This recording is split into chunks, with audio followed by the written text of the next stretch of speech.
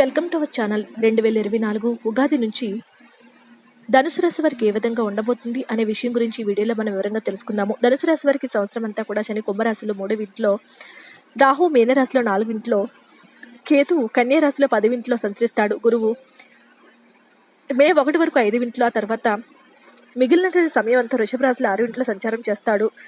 2024 సంవత్సరంలో ధనుసు రాశిలో జన్మించిన వ్యాపారస్తులకు మిశ్రమ ఫలితాలు ఇస్తుంది. మే 1 వరకు గురువు గోచారం 5వ ఇంట్లో అనుకూలంగా ఉండటం వల్ల ఈ సమయంలో వ్యాపారంలో కూడా మంచి అభివృద్ధికి చూస్తారు. గురు దృష్టి లాభస్థానంపై ఉండటం వల్ల ఈ సమయంలో మీరు చేసే పనులు, వ్యాపారాలు బాగా కలిసి వచ్చి మీ ఆర్థిక స్థితి బాగా మెరుగుపడుతుంది. మీ ఆలోచనలు కూడా సత్ఫలితాలను ఇవ్వటం వల్ల వ్యాపారం పెరుగుతుంది.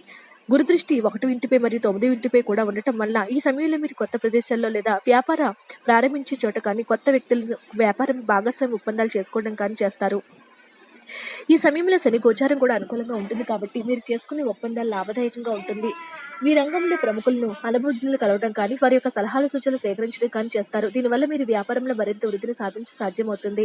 మే 1 నుంచి గురువు గోచారం 6వ ఇంటిపై మారటంతో వ్యాపారంలో కొన్ని మార్పులు చోటు చేసుకుంటూ ఉంటాయి. ముఖ్యంగా మీ దగ్గర పనిచేసేవారు కానీ, మీకు గతంలో సహాయం చేసిన వారు కానీ ఈ సమయంలో మిమ్మల్ని వదిలి వెళ్ళటం లేదా మీకు వ్యతిరేకలుగా మారటం జరుగుతూ ఉంటుంది. దీని కారణంగా వ్యాపారంలో కొంత ఇబ్బంది ఎదురయ్యే అవకాశం ఉంటుంది. సంవత్సరం అంతా శని గోచారం 3వ ఇంట్లో అనుకూలంగా ఉంటుంది కాబట్టి ఈ సమస్యలు తొందరపాటు పరిష్కారం అవుతూ ఉంటాయి. గురుదృష్టి 12వ ఇంటిపై మరియు 2వ ఇంటిపై ఉండటం వల్ల ఈ సమయంలో ఆదాయ వ్యయాలు సమానంగా ఉండే అవకాశం ఉంటుంది. ఈ సమయంలో కొత్త పెట్టుబడులు పెట్టడానికి, వ్యాపారం మరింత అభివృద్ధి చేయడానికి అవకాశాలు తగ్గుతూ ఉంటాయి. మీ వ్యాపార భాగస్వామితో కలిసి చేయాలనుకునే పనులు ఆగిపోవటం కానీ లేదా మీ మధ్య అభిప్రాయ భేదాలు ఏర్పడటం కానీ జరుగుతుంది. ఈ సమయంలో మీ రంగంలో అనుభవజ్ఞులు లేదా నిపుణులు సలహాలు తీసుకున్నప్పటికీ వారికి ఎక్కువ ప్రయోజనాలు ఉండలేక అవకాశం అనేది ఏర్పడుతూ ఉంటుంది. ముఖ్యంగా ఈ సంవత్సరం అంతా 4వ ఇంట్లో రాహు మరియు 10వ ఇంట్లో కేతు ఉండటం వల్ల మీరు వ్యాపార విషయంలో ఎక్కువ శ్రమించాల్సి వస్తుంది. ముఖ్యంగా వ్యాపారానికి సంబంధించినటువంటి మీరు ఎక్కువ కష్టపడతారు. మీరు పడే కష్టానికి తగిన గుర్తింపు లభిస్తూ ఉంటుంది. వ్యాపార ప్రచారం చేయడానికి ఎక్కువ డబ్బులు ఖర్చు చేయవలసి కానీ ఎక్కువ శ్రమ పడాల్సి వస్తుంటుంది. దీని కారణంగా వ్యాపారం గురించి ఎక్కువ ప్రచారం జరిగినప్పటికీ దానివల్ల వచ్చే ఫలితం మాత్రం తక్కువగా ఉంటుంది. ఈ సమయంలో వీలైనంత వరకు ప్రచారం గురించి కాక వ్యాపారం గురించి శ్రద్ధ పెట్టడం వల్ల వ్యాపార అభివృద్ధి చెందడమే కాకుండా అది గుర్తింపు కూడా వస్తుంది. ధనురాశిలో జన్మించిన ఉద్యోగస్తులకు అనుకూలంగా ఉంటుంది. మే 1 వరకు గురు గోచార, సంవత్సరం అంతా శని గోచార అనుకూలంగా ఉంటుంది కాబట్టి ఉద్యోగులు అభివృద్ధి సాధిస్తారు. ఈ సమయంలో గురుదృష్టి 9వ ఇంటిపై మరియు 10వ ఇంటిపై ఉండటం వల్ల మీ పై అధికారుల సహకారం లభిస్తుంది. ఈ సమయంలో మీరు కోరుకున్న పదోన్నతి కానీ, మారాలనుకున్న ప్రదేశాన్ని కానీ బదిలీ అవడం జరుగుతుంది. విదేశీయానం కోసం ప్రయత్నిస్తున్న సమయం అంతా కూడా మీకు అనుకూలంగా ఉంటుంది. అంతేకాకుండా మీ ఆలోచనలు, మీ అదృష్టం కూడా తోడే వృత్తిలో పేరుతో పాటు అభివృద్ధి ఇస్తుంది. గురుదృష్టి లాభస్థానంపై ఉండటం వల్ల మిత్రులు లేదా శ్రేయబుల సహాయంతో మీరు చేయాలనుకున్న ముఖ్యమైన పనులు పూర్తి చేసిస్తారు. మీ రంగంలో ప్రముఖులు కానీ, ఆదర్శ వ్యక్తులు కానీ కలుసుకొని వారి సలహాల సూచనలు తీసుకుంటారు. కొత్తగా ఉద్యోగం కొరకు ప్రయత్నిస్తున్న వారికి అనుకూలమైనటువంటి ఫలితాలు ఇస్తూ ఉంటుంది.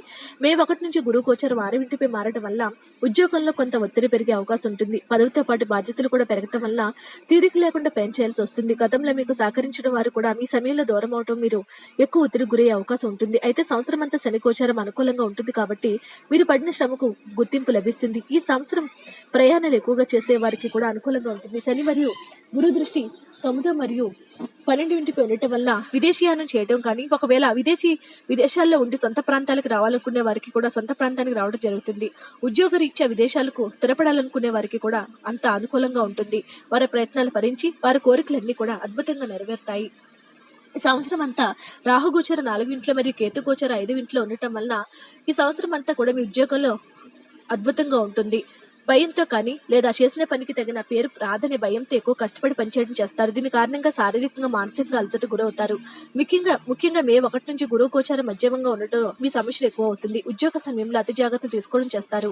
దాని కారణంగా మీరు మంచి పేరు పొందుతారు. 4వ ఇంట్లో రాహు గోచారం కారణంగా కేతు గోచార 10వ ఇంట్లో ఉండటం వల్ల సంవత్సరం అంతా ఉద్యోగ విషయంలో కొంత ఆనందంలో గురయ్యే అవకాశం ఉంటుంది. ఉద్యోగం పొద్దున్న భయంతో ఎక్కువగా శ్రమ పడతారు.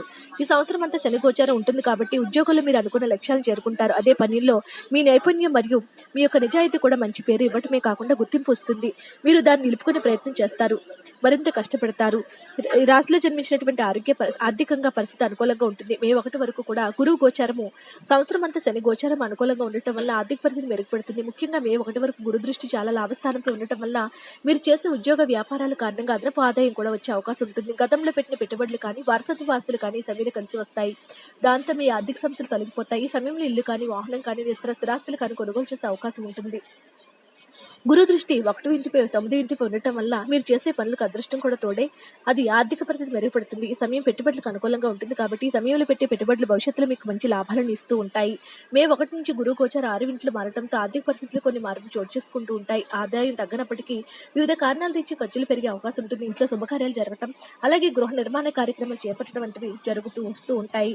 అదేవిధంగా కుటుంబ పరిస్థితి మిశ్రమ ఫలితాలు ఇస్తుంది. మే 1 వరకు గురువు గోచారం అనుకూలంగా ఉంటుంది కాబట్టి ఈ సమయంలో మీ కుటుంబ జీవితం బాగుంటుంది. మీరు కుటుంబ సభ్యులతో కలిసి వివాహాది శుభకార్యాలు హాజరవుతారు లేదా మీ ఇంట్లో శుభకార్యం జరిగే అవకాశం ఉంటుంది. ఈ సమయంలో మీ సంతానం అభివృద్ధిలోనికి రావడమే కాకుండా వారితో సంబంధ బాంధవ్యాలు మెరుగుపడతాయి. ఈ సమయంలో మీరు ఆధ్యాత్మిక క్షేత్ర సందర్శన కానీ కుటుంబ సభ్యులతో కలిసి వినోదయాత్రలు కానీ చేస్తూ ఉంటారు. తోబుట్టుల సహాయంతో మీరు ముఖ్యమైన పనులు పూర్తి చేస్తారు. ఒకవేళ మీరు అవివాహితులైతే వివాహం గురించి ఎదురు చూస్తున్నట్లయితే ఈ సమయంలో వివాహం అవడం లేదని బాధపడుతున్న వారికి వివాహం అయ్యే అవకాశం ఉంది. మే 1 నుంచి గురువు గోచారము 6 ఇంటి మారటం వల్ల కుటుంబంలో కొన్ని మార్పులు చోటు చేసుకునే అవకాశం కూడా ఏర్పడుతూ వస్తూ ఉంటుంది. ఆరోగ్య విషయంలో కూడా అద్భుతమైన చిన్న చిన్న ఇబ్బందులు వచ్చినప్పటికీ కూడా తొలగిపోతాయి. అనుకూలంగా మిగిలిన 4 నెలలు మిశ్రమంగా ఉంటుంది. మే 1 వరకు గురువు గోచారం మరియు శని గోచారం అనుకూలంగా ఉంటుంది కాబట్టి ఈ సమయంలో మీ యొక్క ఆరోగ్యం బాగుంటుంది. గురు దృష్టి 1 ఇంటిపై ఉంటుంది కాబట్టి ఈ సమయంలో రోగ నిరోధక శక్తి పెరగడమే కాకుండా మానసికంగా కూడా ఉత్సాహంగా ఉంటారు. గురు దృష్టి లాభస్థానంలో ఉంటుంది కాబట్టి ఉన్న ఆరోగ్య సమస్యలు కూడా తగ్గుముఖం పడతాయి. మే 1 నుంచి గురువు గోచారము 6 ఇంట్లో మారటం వల్ల ఆరోగ్య విషయంలో మార్పులు కనిపిస్తాయి. పాదాలు, నేత్రాలు మరియు నడుముకు సంబంధించి ఆరోగ్య సమస్యల సమయంలో మిమ్మల్ని ఇబ్బంది పెట్టే అవకాశం ఉంటుంది. మీ ఆహార నియమాలు కానీ మరియు పనిచేసే విధానం కానీ సరిగ్గా లేని కారణంగా ఈ సమస్యలు వచ్చే అవకాశం ఉంటుంది. సరైన పద్ధతిలో నిల్చడం కానీ మార్చుకోవడం కానీ చేయకపోవడం, అలాగే కండ్లకు విశ్రాంతి కల్పించకపోవడం, సమయానికి ఆహారం తీసుకోకపోవడం వల్ల సమస్యలు వస్తూ ఉంటాయి కాబట్టి కొంచెం జాగ్రత్తగా ఉండాలి. ఈ సంవత్సరం అంతా రాహుగోచారం 4 ఇంట్లో ఉంటుంది కాబట్టి ప్రధానంగా గ్యాస్ట్రిక్ సంబంధించిన సమస్యలు మిమ్మల్ని ఇబ్బంది పెడుతూ ఉంటాయి. ఆరోగ్య విషయంలో కొంచెం జాగ్రత్తగా ఉండండి. ఈ యొక్క చదువు విషయంలో మిశ్రమ ఫలితాలు కనిపిస్తూ ఉన్నాయి. మే 1 వరకు గురువు గోచారం 5 ఇంట్లో అనుకూలంగా ఉంటుంది కాబట్టి ఈ సమయం విద్యార్థులకు మంచి ఫలితాలు ఇస్తుంది. వారితో ఏకాగ్రత పెరగడం, చదువుపై ఆసక్తి పెరగడం జరుగుతుంది. అంతేకాకుండా గురువుల నుంచి పెద్దల నుంచి నిర్ణయాలు తీసుకుంటూ ఉంటారు. ఈ సమయంలో వీలైనంత వరకు చదువుపై దృష్టి కేంద్రీకరించి ఏకాగ్రతగా ఉండడం మంచిది. ఈ సంవత్సరం అంతా 4 ఇంట్లో రాహు గోచారం కారణంగా చాలాసార్లు చదువు పరంగా ఏకాగ్రత తగ్గడం జరుగుతూ ఉంటుంది. చదివే ప్రదేశంలో మార్పులు రావడం జరుగుతుంది. అంతేకాకుండా చదువు పట్ల విద్యార్థుల నిర్లక్ష్య ధోరణి కూడా ఏర్పడుతూ ఉంటుంది.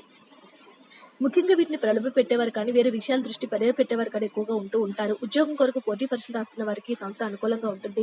మే 1 వరకు కూడా గురు గోచారం అనుకూలంగా ఉండటం వల్ల సంవత్సరం అంతా శని గోచారం అనుకూలంగా ఉంటుంది. అన్ని విధాలకు కూడా అద్భుతంగా ఉంటుంది. ధనుసు రాశి వారు గురువుకు రాహువుకు పరిహారాలు చేయడం మంచిది. సంవత్సరం అంతా రాహు గోచారము మే 1 నుంచి గురు గోచారం అనుకూలంగా ఉండదు కాబట్టి ఈ 2 గ్రహాల పరిహారాలు చేయడం వల్ల ఇవి చెడు ఫలితాలు పోతాయి. ఈ సంవత్సరం అంతా రాహు గోచారం 4 ఇంట్లో ఉంటుంది కాబట్టి రాహు ఇచ్చే చెడు ఫలితాలు తగ్గడానికి ప్రతిరోజు లేదా ప్రతి శనివారం రాహు స్తోత్ర పారాయణం చేయడం మంచిది.